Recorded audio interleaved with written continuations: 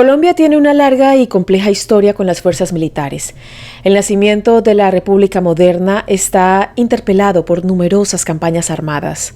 La democracia no solo se forjó en las bancas de los poderes ejecutivos, sino también en los territorios alejados de las ciudades cosmopolitas, en donde el terreno salvaje albergó enfrentamientos épicos que marcaron a fuego el carácter de una nación. Una de las personalidades más destacadas fue José Joaquín Matallana, un hombre que se formó para ser militar, consiguió escalar hasta lo más alto de su carrera y se convirtió en una figura importante para un país que se preparaba para entrar a la segunda mitad del siglo XX. Hoy conoceremos la historia del general Matallana. Pero antes de empezar, no olvides dejar en los comentarios alguna anécdota que recuerdes de nuestro protagonista o una sugerencia sobre qué otro personaje histórico colombiano quisieras ver retratado en mi canal. Comenzamos.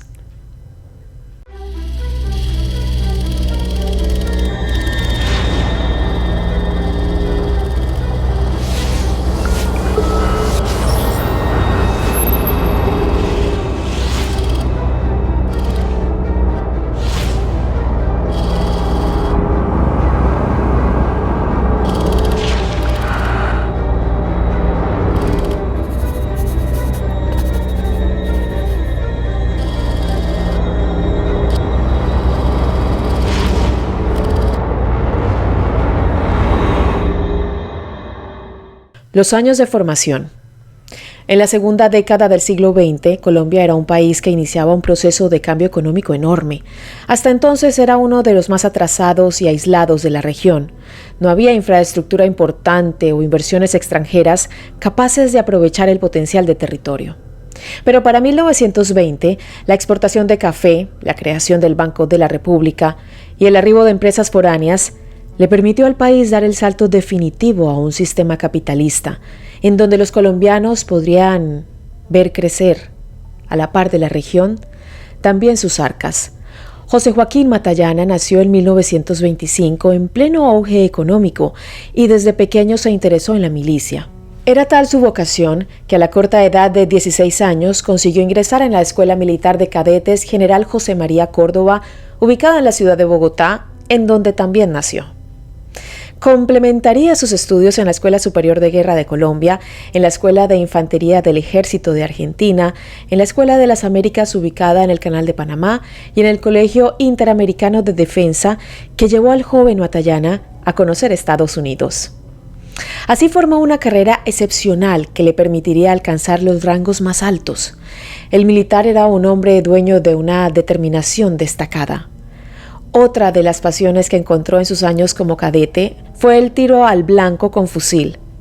Matallana demostró aptitudes magistrales que utilizó en diversas competencias y el punto más alto de su carrera como deportista fue el tercer puesto obtenido en el Campeonato Mundial de Tiro de Fusil Militar que se realizó en 1954 en Caracas. Mientras Matallana cursaba sus estudios, Colombia atravesaba no solo un periodo de auge económico, sino la formación de una era que sería conocida como la violencia. El Partido Liberal y el Partido Conservador habían declarado tácitamente una guerra civil en donde los atentados, secuestros, persecuciones políticas y ataques a propiedades privadas se volvieron actos casi cotidianos. La paz del país estaba siempre en jaque.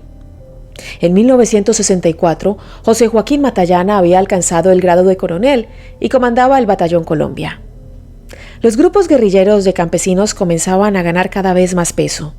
El entonces presidente Guillermo León Valencia consideraba que estos hombres de campo habían formado una república independiente dentro del territorio colombiano y puso en marcha un plan para disuadirlos, para tratar de extirpar el problema antes que creciera demasiado. Fue una movilización militar compleja, en 2 etapas que encontró el coronel Matallana como protagonista. El hombre deseaba probar su valía, quería aplicar los conocimientos que había adquirido en su prestigiosa formación académica. La historia le había reservado un lugar privilegiado, pero Matallana aún no lo sabía.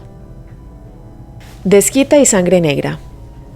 José William Aranguren, alias Desquite, y Jacinto Cruz Usma, alias Sangre Negra, fueron 2 de los bandoleros más temidos en la historia colombiana. También fueron el foco de la obsesión que desveló a José Joaquín Matallana durante mucho tiempo.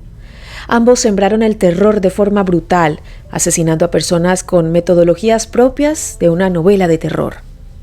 Desquite no se conformaba con elaborar emboscadas y matar a quienes consideraba enemigos, fueran miembros de las fuerzas militares, públicas, civiles y hasta menores de edad.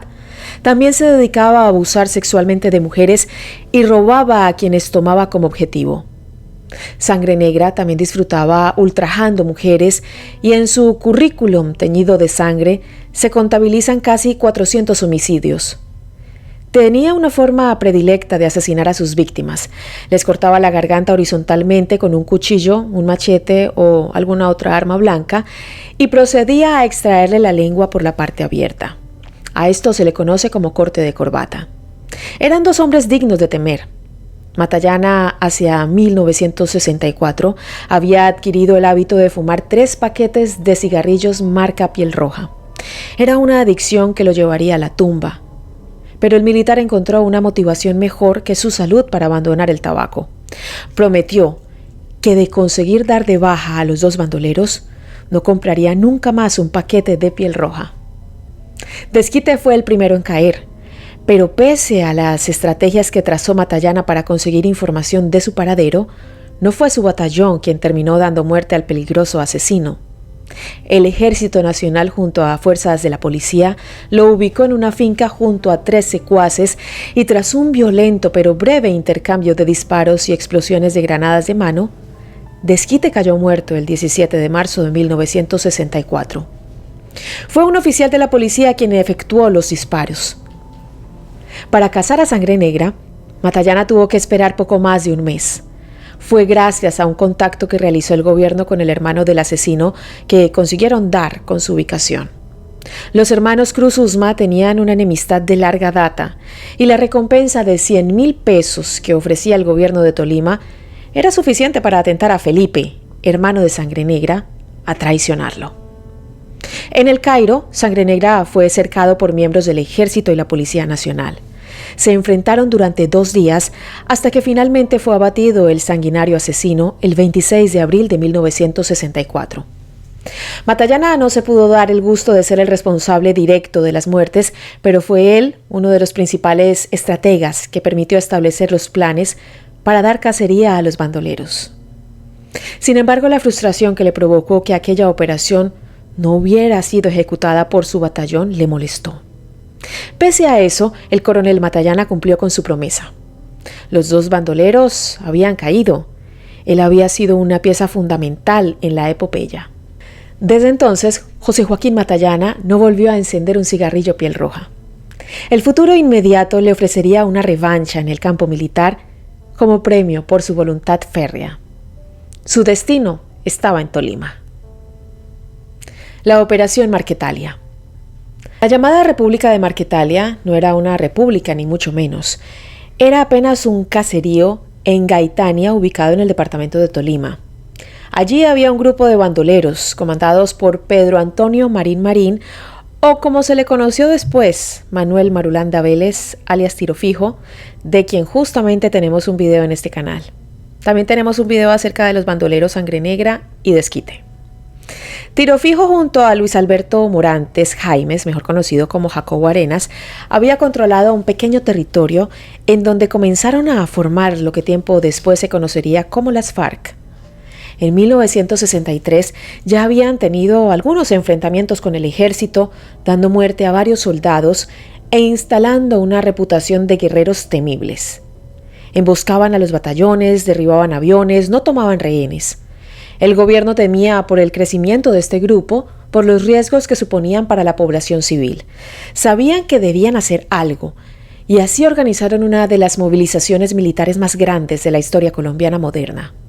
El coronel Matallana y su batallón Colombia formaron parte de la campaña conocida como Operación Soberanía o también conocida como Operación Marquetalia. El 18 de mayo de 1964 se inició con casi 2,000 soldados que se movilizaron para intentar recuperar aquel territorio.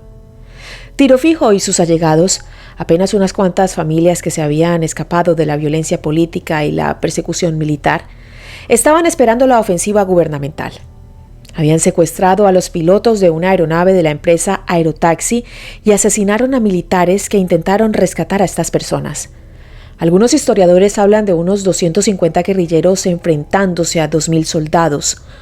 Otros dicen que fueron 48 los bandoleros que hicieron frente a 16.000 miembros de las Fuerzas Armadas, cual guerreros espartanos en la batalla de las Termópilas. Hay quienes dicen que la operación militar fue sustentada por el Pentágono estadounidense, pero las fuentes oficiales siempre desmintieron esta versión. La realidad es que la operación sucedió y, dependiendo del ojo que lo analice, fue victoria para cualquiera de los dos bandos. El coronel Matallana arribó en helicóptero a la zona y cuando el vehículo aún estaba a centímetros del suelo, saltó para intentar recuperar junto a sus hombres la denominada República de Marquetalia. Entre el 14 y el 15 de junio de 1964, Matallana consigue tomar el territorio y fuerzan a los líderes junto a sus guerrilleros a replegarse en Alto de Trilleras. La primera gran misión de José Joaquín Matallana había sido un éxito, pese a que los combates continuaron durante varios días en donde las bajas militares fueron escasas. La República de Marquetalia había sido conquistada, pero sus fundadores consiguieron escapar con vida del nuevo asedio militar.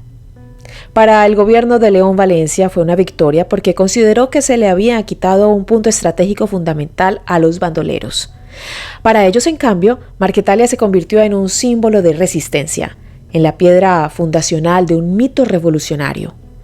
El único dato empírico es que tras aquella operación en donde Matallana efectivamente consiguió llevar a buen puerto una misión difícil, los guerrilleros que habían huido terminaron formando las FARC, nombre que adoptaron finalmente el 5 de mayo de 1966. Los miembros de esta agrupación tomaron a la Operación Marquetalia como su hecho histórico fundacional. José Joaquín Matallana, por su parte, había ganado reconocimiento entre sus pares y en las altas esferas del gobierno, pero las consecuencias de aquella misión tendrían otras ramificaciones que duraron casi 4 décadas. Aún así, la carrera del entonces coronel continuaba en pleno ascenso y su próxima misión le daría una revancha inolvidable contra el bandolerismo. Efraín González Telles. Alias Siete Colores era el alias que llevaría a la fama al bandolero Efraín González Telles, uno de los personajes más temidos en la Colombia del siglo pasado. Había sido un militar, se había formado como enfermero y en paralelo montó un negocio de tráfico de armas. Mientras prestaba servicio para las Fuerzas Armadas, nutría a los grupos ilegales con municiones que robaba de los cuarteles. En 1958 desertó finalmente tras haber sido descubierto. Se llevó consigo un jugoso botín armamentístico y así dio inicio a una carrera como criminal que se volvería legendaria. Sus objetivos solían ser al principio personas liberales. Muchos lo calificaban como una especie de Robin Hood moderno, pero este supuesto héroe apócrifo, con el correr de los años, se volvió un elemento imposible de controlar. Sus compañeros conservadores lo miraban de reojo, y en la mitad de la década del 60 se comenzaron a elaborar numerosos planes para matarlo. El presidente León Valencia era uno de aquellos interesados y decidió confiarle la tarea a una persona que había demostrado su valía en situaciones desesperantes. José Joaquín Matallana fue el encargado de organizar una operación para emboscar a Efraín González, que se había trasladado a la ciudad de Bogotá.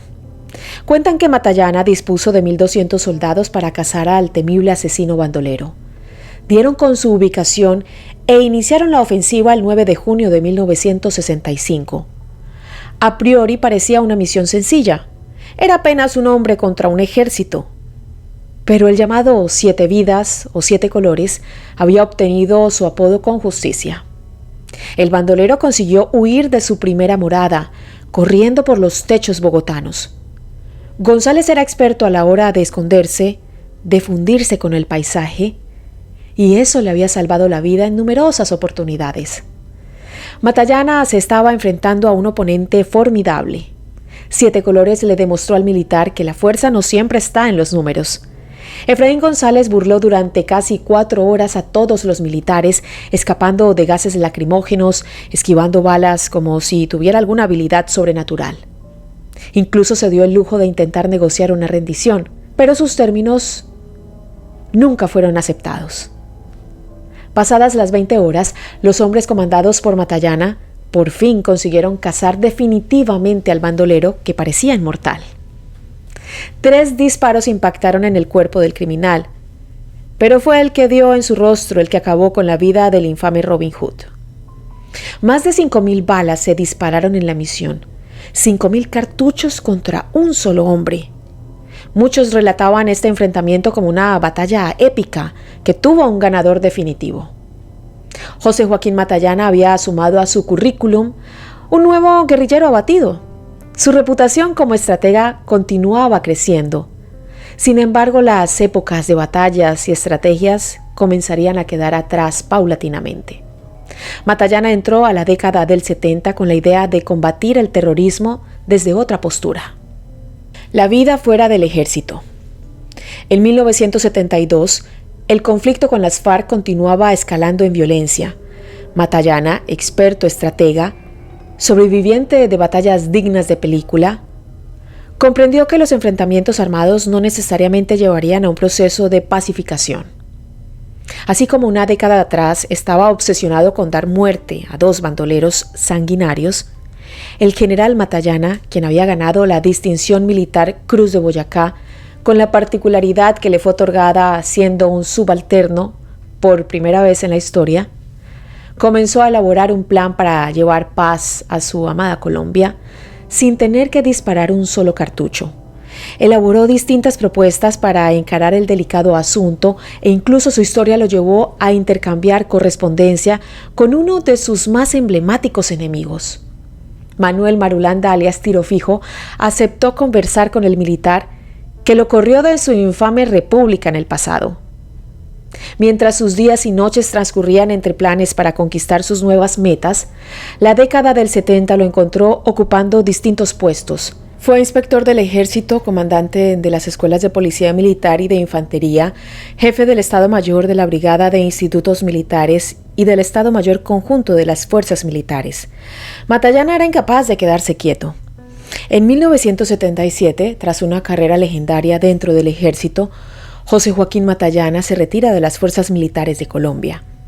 En 1979 decidió apoyar una propuesta de Ernesto Samper, quien más adelante se convertiría en presidente de Colombia. Era una reforma polémica entonces, legalizar la marihuana. En aquel entonces el país era el principal productor de la planta, con beneficios económicos que superaban incluso a la exportación de café. La propuesta, por supuesto, fracasó. El debate nacional fue intenso, pero la decisión fue unánime. El gobierno nacional veía a la legalización como una afronta a la estructura social y económica del país, con los actores del sector agropecuario como principales afectados.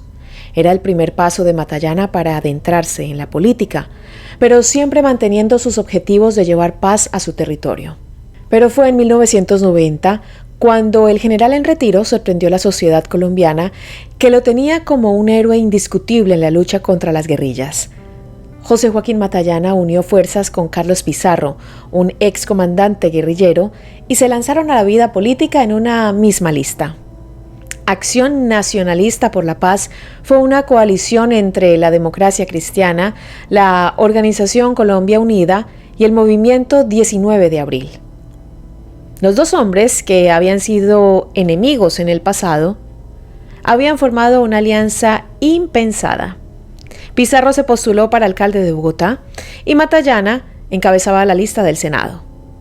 El desconcierto tenía fundamentos, pero Matallana también tenía las respuestas a aquella unión aparentemente absurda. Afirmó que el M-19 había demostrado ser honesto y que tenían buena voluntad para poder cambiar a Colombia para bien. Pizarro tampoco esquivó la controversia.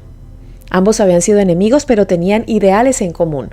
Querían construir una democracia saludable y también verdadera a sus ojos, y querían pedir un referéndum, convocar una Asamblea Nacional Constituyente. La particularidad de esta alianza es que los acuerdos de paz entre el gobierno y los grupos guerrilleros aún no se habían firmado ni siquiera. Era un movimiento osado por parte de Matallana, que debió soportar críticas a su ideología.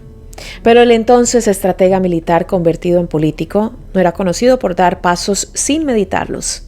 Mientras sus aventuras en la política apenas despegaban, el general en retiro fue una pieza importante en las negociaciones para los tratados de paz.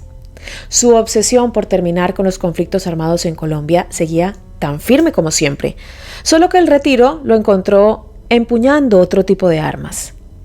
Las FARC, sin embargo, secuestraron a José Iván Matallana Eslava, uno de los hijos del general, el 23 de marzo de 1998, y lo mantuvieron cautivo durante más de 3 meses. Sufrió un aislamiento total, ya que los guerrilleros habían decidido cortar todo tipo de comunicación con el hijo del general. Fueron meses de mucha angustia y también un recordatorio para José Joaquín Matallana de que la lucha estaba lejos de acabarse. Su salud comenzó a decaer poco a poco, pero nunca abandonó los debates, los intentos de negociación para conseguir la paz. En el año 2001, en lo que sería su última aparición pública, propuso para Colombia una junta cívico-militar, lo que despertó feroces críticas en diversos estratos de la política nacional. El 3 de julio del 2003, tras pasar una semana internado por una enfermedad terminal, José Joaquín Matallana falleció en su Bogotá natal, dejando atrás una carrera inimaginable. Fue uno de los responsables de modernizar las fuerzas militares, luchó por la paz y se caracterizó por ser dueño de una mente ágil. Se convirtió en leyenda. Conclusión. Hoy el nombre del general Matallana corona las instalaciones de aviación del ejército y un barrio en la comuna 12 de Ibagué se llama José Joaquín Matallana. Se han escrito libros sobre su vida y sus aventuras militares. Antiguos enemigos guerrilleros han reconocido la importancia de Matallana en la historia de Colombia.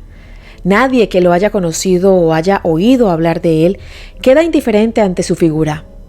Esta fue la historia del general José Joaquín Matallana. De esta manera despedimos esta información acerca de la vida del general José Joaquín Matallana. Gracias por llegar hasta el final. Si les gusta este tipo de contenido, se pueden suscribir a mi canal, activar la campanita de notificaciones y de esta manera YouTube les avisará cuando suba un nuevo video. También me pueden seguir en mis diferentes redes sociales. Me encuentran en Instagram, Facebook o Twitter como @lachilito y en TikTok como @lachilito1.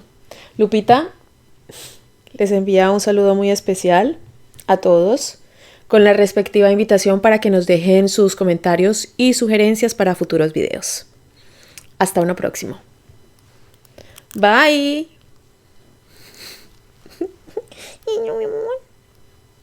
A ver, comenta algo. Declaraciones.